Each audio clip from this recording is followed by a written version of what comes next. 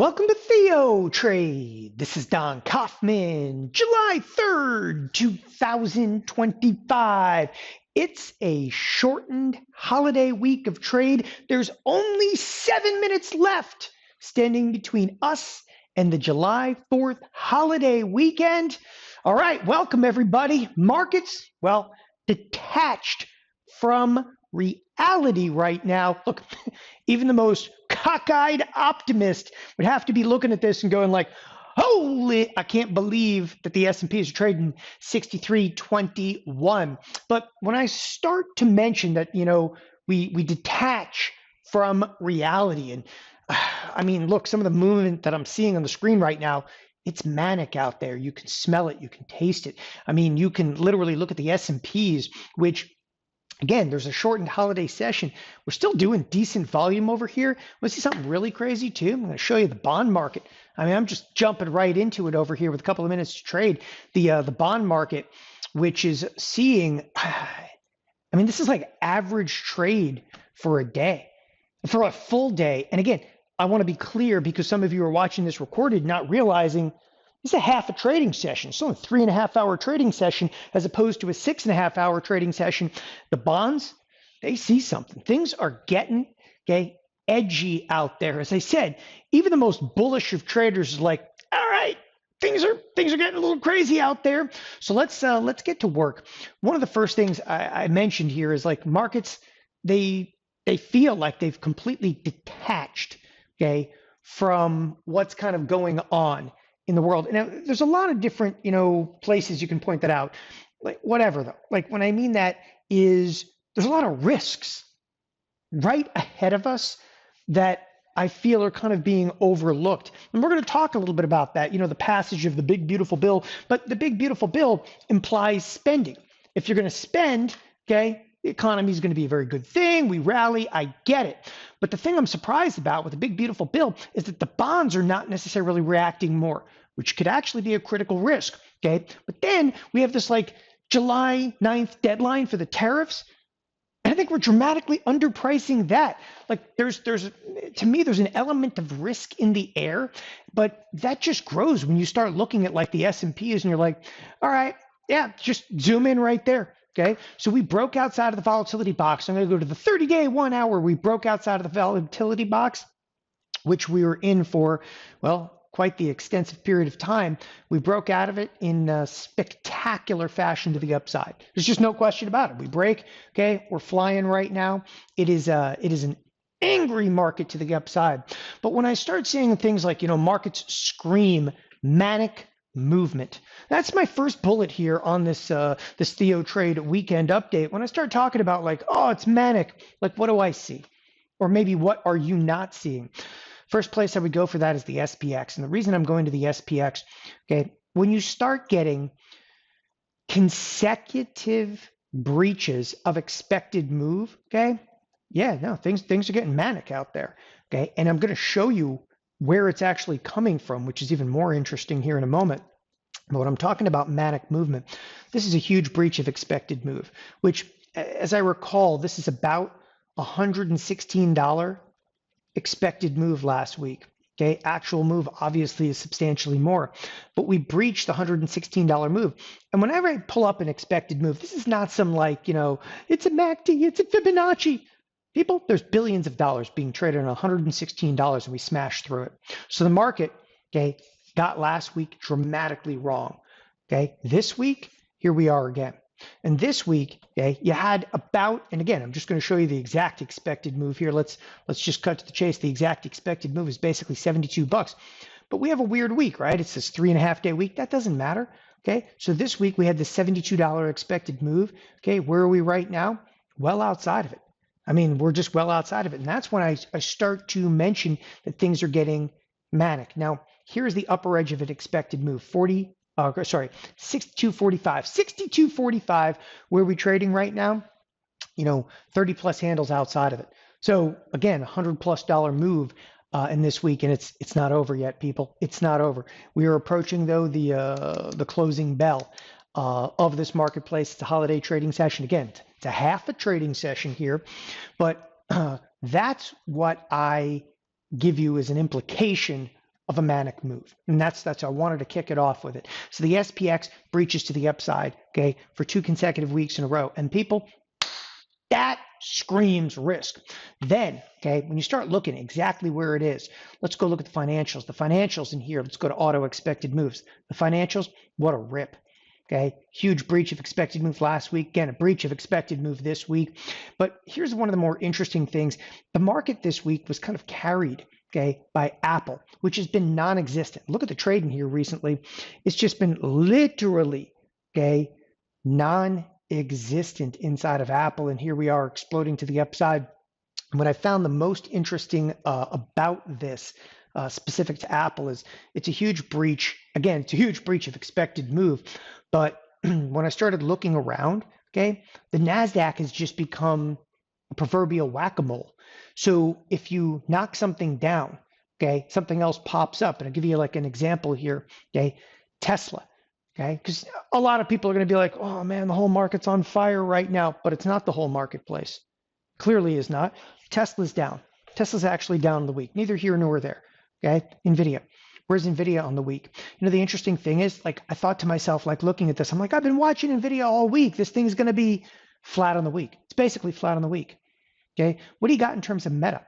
Meta, which has just been, you know, it's on fire this week. Interestingly enough, Meta's actually down in the week, right? It's not what you expected, because when I'm talking about like manic moves, the manic movement's not coming out of where I would have anticipated. Then I pulled up Google. Google unchanged in the week. Amazon. Okay, where you got an Amazon, okay, massively unchanged in the week, literally unchanged. Then we bring up Microsoft. All right, you got me on Microsoft, but it's basically unchanged. In terms of the Mag 7, it's not there, okay? What carried us this week, what literally carried us this week was Apple, okay? Apple carried us, and it was enough to carry like the entire marketplace. Now, to contribute to that, obviously the financials did break to the upside. If you look at the energy sector, which has just been pummeled, it rebounded this week, but it's such a, like, it's like an afterthought in here. But it's really weird, because in this week that was, you know, as I said, it's manic to the upside. And yeah, we did see, you know, lower volumes, but not like horrendously low, okay? I'm kind of left like in here like, holy crap, okay? The QQQ this week is actually underperforming the S&Ps. And that's, again, it leads me to this like, wow, we are really manic. And when I'm talking about the QQQ underperforms, the NASDAQ, just so you guys understand, the NASDAQ did not close above its expected move. The NASDAQ got dragged, kicking and screaming higher. So there is some defection, if you will, in the ranks right now of NASDAQ. So NASDAQ has become a proverbial whack-a-mole. And I'm telling you, you better watch that crap next week. You better watch it, because when I say whack-a-mole, like literally you're smacking one underlying down, another one actually pops back up. But this week, okay, it wasn't like sell-side activity in here. Yeah, Tesla saw some sell-side activity because Elon Musk can't keep his mouth shut. Whatever, okay? And NVIDIA was basically like kind of flat on the week, but these didn't move down, okay? But they also didn't stage a huge rally. And I think that's one of the most critical things that I can drive home to you this week is like, you know, this detachment, you know, if you will, from like reality. But when I started digging deeper, I'm like, holy crap. It's interesting because this is a catch-22. The NASDAQ next week, like if Microsoft continues its rip higher, the NASDAQ could really fuel a tremendous move higher inside of the S&Ps, okay? But right now, we're weak on a relative basis in NASDAQ, and NASDAQ has been the primary driver of markets. So I guess the question to ask is, can markets participate to the upside anymore, okay, without NASDAQ? And my answer is absolutely not. No, we're going to need, Meta's going to have to continue to actually pop to the upside. You're going to need the NVIDIA, which you're like, but it hit an all-time high today. It doesn't matter, okay? It finished basically unchanged in the week. As I said to you, the only thing that really broke to the upside, that carried the S&Ps on its back, was Apple, which has been the undesirable as of late. By the way, there's no bell going off, but the markets are done. They're closed. It's over, baby. Okay, it's over. Turn those machines back on. No, not until Monday. Anyway, so the NASDAQ's become whack-a-mole. Next thing on the docket, I bought volatility. Okay, I am a buyer of volatility. How did I actually do it? I did it in the VIX. Okay, I went 47 days out. I actually sold a put spread. This looks like an in-the-money put spread, but forward VIX, the 47-day VIX, just so everybody's clear, the VIX that's 47 days out, okay, is actually trading at 20. So if you actually look at the VIX, okay, options, the VIX options are not priced. The VIX options are not priced off the 16 VIX. The VIX options are priced off of a forward volatility contract, which is closer to 20. So I sold an 18.5, 16 spread. Okay, and for that, all right, so I sold a $2.50 wide spread to buy a $10 wide call spread. Okay, and I'll tell you what, I did that for a credit. I actually put the trade on for a 5-cent credit. So it's a nice shot to the upside inside of VIX over here. If you're kind of curious what it looks like on the risk graph, okay, I'll throw it up here. And again, I actually got it for a 5-cent credit. In this case, executed for a 5-cent credit, but this is what the risk graph really looks like. So lots of upside potential. I can lose, $250 on a one lot, but the VIX, okay, the VIX would have to be below the 16 level by expiration, some 40 some odd days from now. And you can see this one's a 10 lot, and in a 10 lot, I mean, look, this would be a great trade for a hedge too. If you have like a $100,000 portfolio, you do 10 contracts of this, you could lose $2,500 if we continue to rally. Okay, but if the marketplace started selling off, you could make as much as 10 grand in this trade. It's a good trade. So I bought some volatility. Now, some forward thoughts. We'll keep it short. We'll keep it sweet. It was a short and sweet kind of week in here, but some kind of final thoughts in here. So as I said, there's some manic movement going on in the marketplace. Okay. And again, you can really see it even in today's cash close, some sell side activity. Even the most bullish of traders are looking at this and are in a little bit of awe. But I digress. The thing that bothers me probably the most in the entire marketplace, okay, is a trade-off between there's a July 9th tariff deadline. And although it looks like we're coming to a deal or a framework for a deal, whatever the hell that means, with China, you actually still have some big tamales out there for next week. And I was looking at the SPX. Okay, and the reason I'm looking at the SPX is I like to look at the implied volatilities for next week.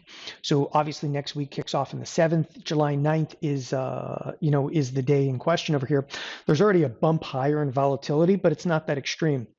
Okay, from where I sit, okay, I think that volatility, okay, is kind of underpriced a little bit for some of the coming risks. Now, again, it could be the July 9th kind of tariff deadline, which, look, some sparks are going to fly. Some deals are not going to get done.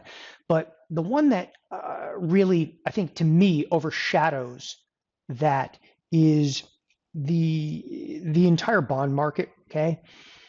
We're still, we were trend up in bonds for the last few weeks, okay? But we're still, when I say trend up, hey, look, that's about it, okay? The bonds moving and moving big, they can move 2-3 points in a day. You move 2 points, we're at 114 right now. You move 2 points down, you're right down in this neighborhood here, okay, which is almost threatening lows. And that intimidates me because one of the things that would really kind of, leave this market kind of reeling is the big, beautiful bill passes. It's tremendous spending, and then the bond vigilantes start to hit the marketplace. And that's something that you're going to have to deal with. And there's pretty good probability of it. And that's why I'm buying volatility. Okay. I'm buying volatility because my assumption is that at some point, okay, in the next week or two, that the bonds are actually going to sell off. Okay. And, I've been looking for positioning on here, and I'm probably going to position myself in bonds as early as Monday, like a little bit of a bearish tilt inside of the bond market. Okay. But this could actually play out in the very, very near term. So a lot of reasons for the bond vigilantes to come back in. What that basically implies is the bonds sell off, interest rates go higher, and interest rates go higher for no other reason than spending is completely out of control. We'll see how it actually plays out. But those of you that are here at TheoTrade, okay, expect and look for me to put on some bond trades in early next week. I mean, I'm going to just tell you guys what I really want. What I really want to see the bonds tank. And if they tank, okay, I'm going to sell some more bond puts. I have had a ripping year selling bond puts. Okay, I'm just out there selling bond puts. I don't care. I'll get put the bonds. Okay, I'll buy them. I'll buy them all day long. If the bonds get down to like 105, 104. Okay, call me crazy, but that crap's going to be good. It'd be like the 10-year back up to like 5%. People puking in the streets.